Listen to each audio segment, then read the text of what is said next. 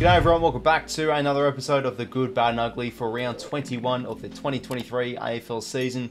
Not a bad round of footy we did witness, only 3 rounds left after this, and we saw some pretty interesting results. Plenty of upsets, plenty of scalps across the weekend of footy. Make sure to leave a like and subscribe if you're going to enjoy today's video, and let's get straight into it. So to kick it off, the first game on Friday night, we did witness the Bulldogs with a huge win. They kicked a massive score, 126 points or 19 goals, 12 over the Tigers by 55 points. Certainly was not expecting this. I think the majority of people probably were expecting a Bulldogs win, but you just feel like Richmond would, at least bring it up to them. But this game was pretty much simply over by quarter time. The Doggies did hit 57 points at quarter time, 9 goals they kicked in that first term, and this is the Bulldogs we do know. When they are on, where they are a very, very good side in the coalface, they have weapons in their forward half. Cody Waitman, 𝐼𝐷𝐸, I think he had 4 goals in the first quarter. Aaron Norton as well there too. A few of the role players as well. Riley West thought he had a decent game.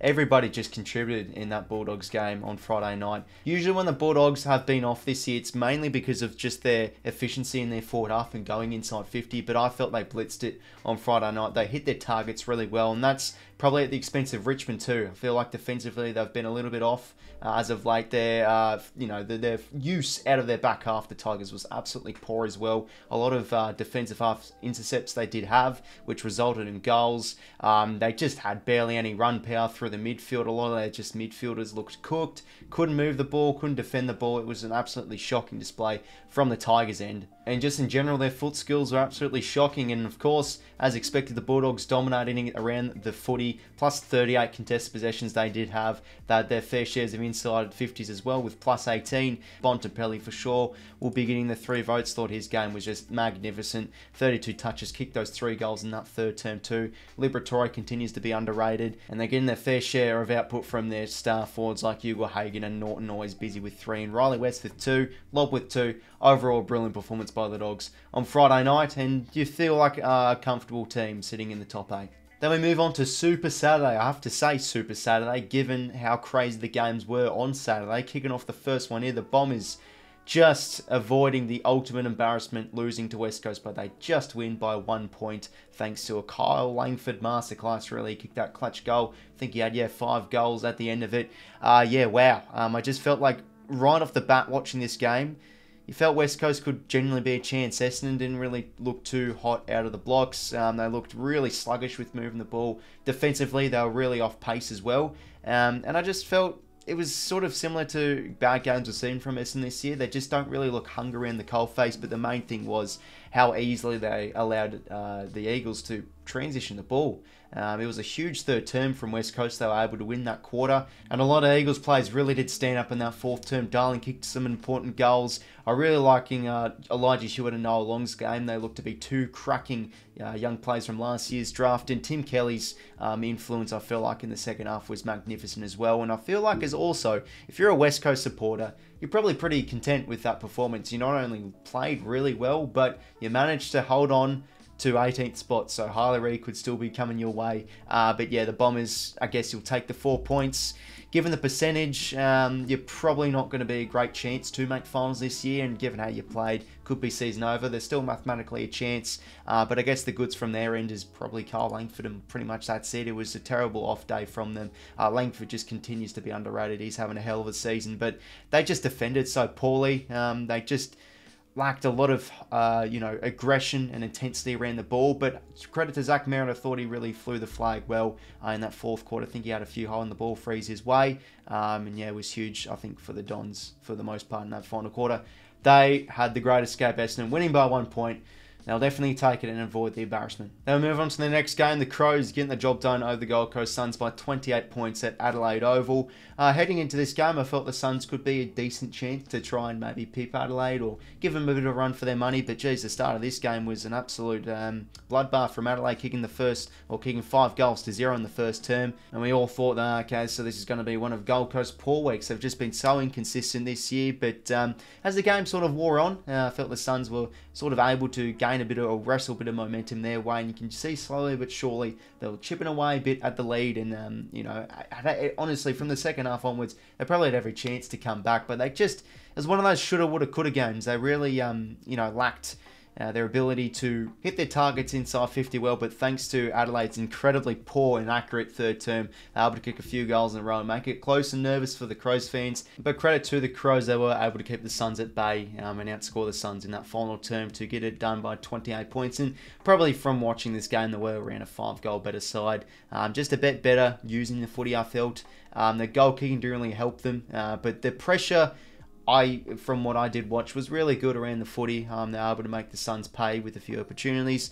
So players really like 𝐓𝐿 𝐎𝐥𝐿. Geez, I feel like that's probably one of his best games this year. He looks really clean from half-back. 𝐼𝐻𝐿𝐼𝐻𝐿𝐼 looked very good as well. Jordan Dawson, he grew as the game went on. 𝗏𝗏, or however you say his name, his debutant, he was really good playing as a key position player, playing in their back half. And I really liked Fogarty's game too. He really stood up, whilst Walker was a little bit quiet than per usual. So yeah, the Crows will definitely take that. They keep their season alive with a 28-point win over the Suns. And now we move on to probably one of the games of the round. The Hawks doing what I thought was the unthinkable, knocking off the Pies, a huge ball over by 32 points. And let's be honest, they just smashed them, plain and simple, absolutely smashed them. And when the source, where it was at the source, was the centre clearances right off the bat. Just a crazy differential. It was 18-3 centre clearances. And this is a side you can't disrespect, especially a young midfield, the Hawks. I'm pretty sure they actually are top 4 clearance side across the span of this year. But just in general, the Hawks just won this game more over the Pies. They were way more, just aggressive, and their intensity was way more better than the Pies at ground level. They were very good at those ground balls, and a lot of opportunities inside 50. You saw Bruce, you saw a few of those small forwards get front and centre and kick some really nice goals off it. That third quarter, what we did witness was remarkable as a neutral supporter. Both teams goal for goal.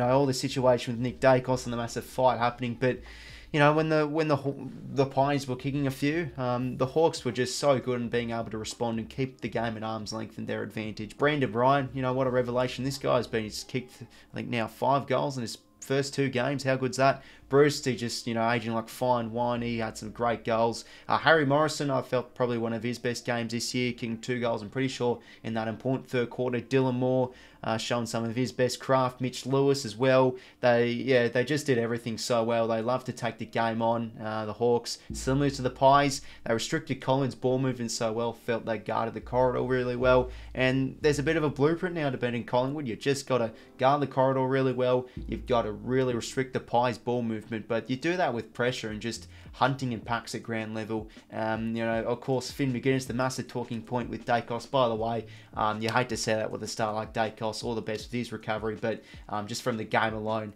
Finn Maginness' ability to call his influence, keep him to 5 touches is just remarkable. And with his massive influence removed from the game, you could see they struggled to really sort of get many ball winners and, sort of match-winning influences from the Pies plays. The Hawks didn't allow the Pies back half to intercept and, obviously transition the ball from that. That's another positive the Hawks' way. They just did everything right. They checked all those boxes. Their complete performance, and if you're a Hawks supporter, you're obviously up and about. Obviously, there's going to be questions now on the Pies of how they're going to go in the next few weeks without Daicos and all that whatnot. You probably still feel like they are the benchmark and they will bounce back, but hey, it's going to be interesting to see. I felt like the Hawks pretty much beat them in every facet of the game. A remarkable win by 32 points. One of the upsets of the year. We then move on to the Saturday night games. First one here, we saw the Cats with a much-needed win to keep their top 8 hopes alive against Port Adelaide, who have now dropped 4 in a row at 𝐺𝐸𝐵A Stadium. Sort of one of those games where you probably felt Geelong were sort of looking like a bit of the better team, but Port were just always able to pinch one back, and then as we saw with the third quarter, able to kick those few goals in a row. And we saw a bit of a lead change from that moment onwards. Bowes with a goal, and then Toddy Marshall with those 2 goals in a row. And we felt all Port Adelaide would have the momentum in this fourth quarter, and it was just a massive fourth quarter. Of course, the big talking point in this game is the umpires. It was like 9-1 free kicks, but again, I don't like to look in that regard too much. I just felt in that fourth term, just in big moments, the Cats were just better. Their leaders really did stand up. Brian Myers' game was remarkable. I think he had 5 goal assists. He was huge. Mitch Duncan getting that much needed goal. And, Myers was big and then close kicking the sealer. If from a Port Adelaide's perspective, I still felt they played quite well. They're just always able to keep within a margin to strike back, and look, around the footy, I thought they did quite well too. Both teams had their outs. Like Port Adelaide probably had half a sample side with their outs, but you got to be honest with the Cats as well. They had no Blitzers, they had no Hawkins, still no Guthrie, all that whatnot too. So maybe it does balance out a little bit, but if you're a Port Adelaide supporter, you probably are disappointed you dropped that game. But I felt their effort was pretty good with this one. But the Cats, probably just as a collective group, were probably better as a team. I feel like every player played their part and looked like a pretty entertaining game, this one. But yeah, the Cats getting it done by 12 points. We then move on to the other Saturday night game, the Sydney Derby. The Giants' streak is now over. Their chance to go 8 in a row was squashed by their cross-tone rivals of the Swans, getting it done in a bit of a scrappy sort of game. They got it done by 11 points, but you can't say scrappy too much, because just after half-time, the Swans actually had 11 goals straight. It was honestly remarkable from what I did witness. I think like 11 of the goals, 10 of them came from defensive 50 transition, or goals from D50, which is something I've been banging on about this year about the Swans. They're a very good team scoring from D50. That's sort of been their one wood, especially the last few weeks. Haven't been great around the footy and in the clearance game, but where they are good is they're moving the ball, and their efficiency inside 50, their goal kicking, was pretty much the difference between them winning or losing this game. At the start of this game, the Giants started really well, I did feel, but probably as the game Warren is looking at now in a retrospective view, the Giants were just pretty poor defending ball movement and going inside 50. They didn't look really clean at all. Toby Green, even though he kicked a few, didn't look too great. Their options inside 50, they couldn't really get many marks inside 50. The Swans defended really well as a back six. They rebounded well, and as the game wore on, it got pretty wet, it got pretty scrappy, but just a lot of those important 50-50s the Swans managed to get. And pretty much the difference between the difference in this game was the Swans' efficiency inside 50, and they kicked some really good goals off it too. Gordon, probably the best on ground. He just played so well. His work rate is remarkable. Kicked those 2 great goals as well. Yeah, just the Swans in general. The goals they kick were just quality. Again, the issues do glare for the Swans. Minus 14 inside 50s. Something like, minus 18 contested possessions. It's not really going to win you many games. It's not a very sustainable way they're playing. But if they keep their ball movement going, it's been in tremendous form how they have been scoring off, D50 and, how the way they move the ball.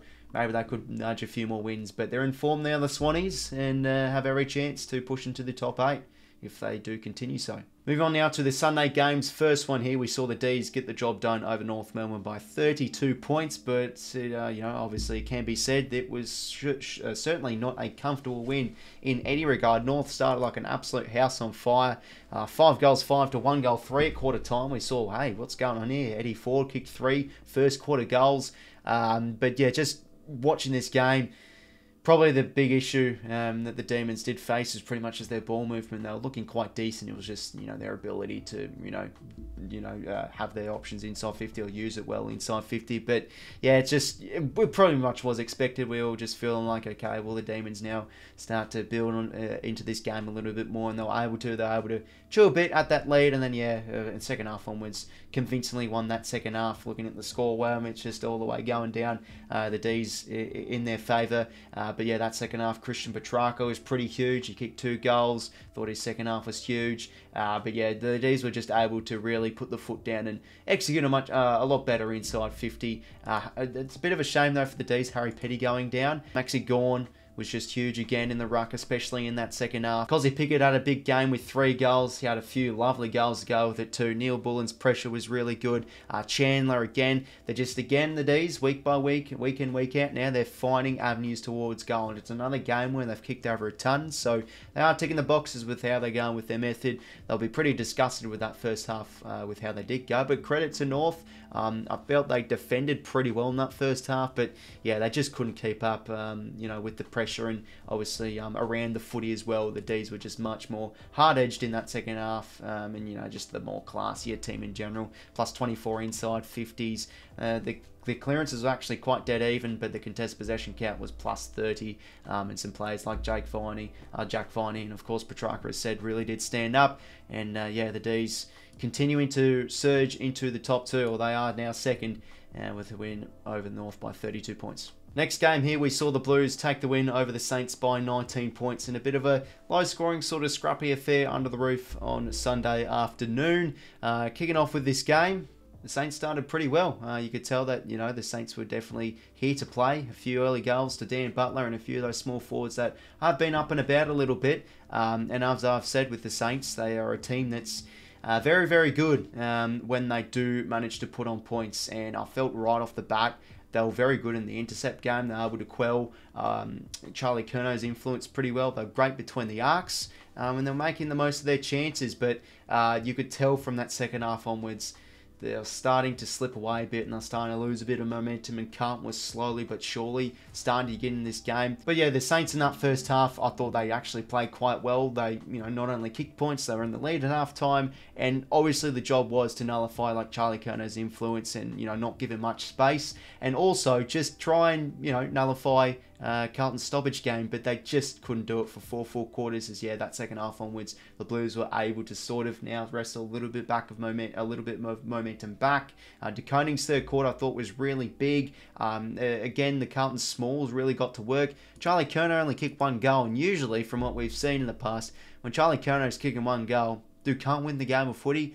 Usually, probably not, but just again, the individual goal scorers are saying Jesse Motlop's pressure was awesome. Blake Acres, he kicked that nuts goal in the 4th term, always with the goal. Jack Martin, Paddy Dale's goal was really nice. They're finding their avenues towards goal, the Blues, and again, that second half, it was just a great self-belief win. They knew the Blues had to really dig deep because the Saints in that first half were looking the goods, but yeah, they dug deep. They eventually got on top in that stoppage game, and the goals they did kick were great. The pressure was really good. Yeah, both teams' intensity I felt overall was really good, but yeah, the Saints midfield really did drop off.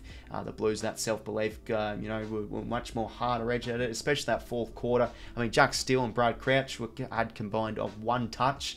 Like, again, these are the problems with the Saints, you know, the leaders, who's going to stand up, who's going to fly the flag. It's another just drop game from St Kilda, but yeah, the Blues were very good in that second half.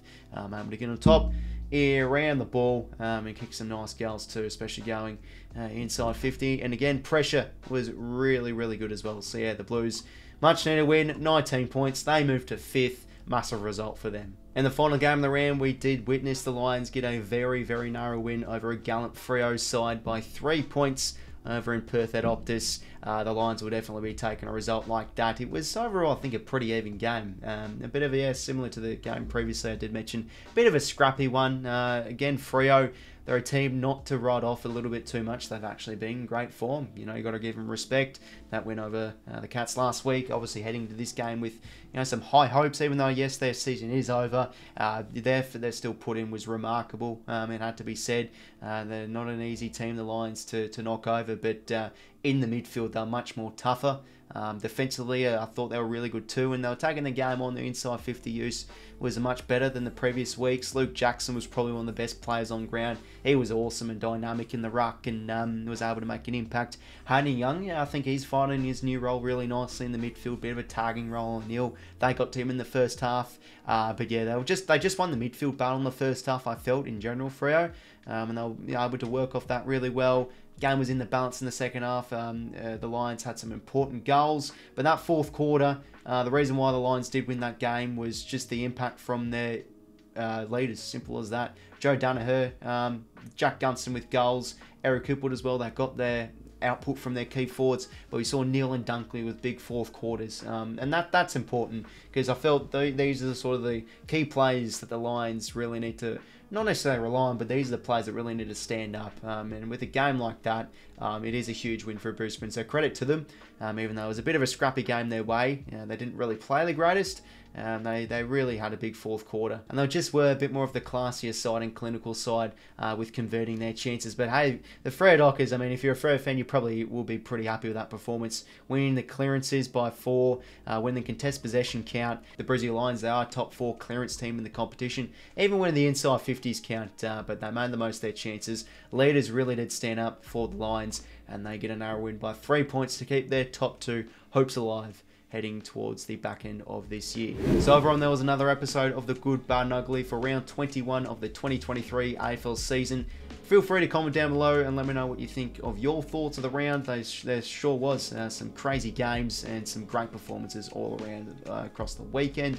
But yeah, make sure to leave a like and subscribe if you wanted to enjoy. And until next time, I will talk to you later. See you later, fellas.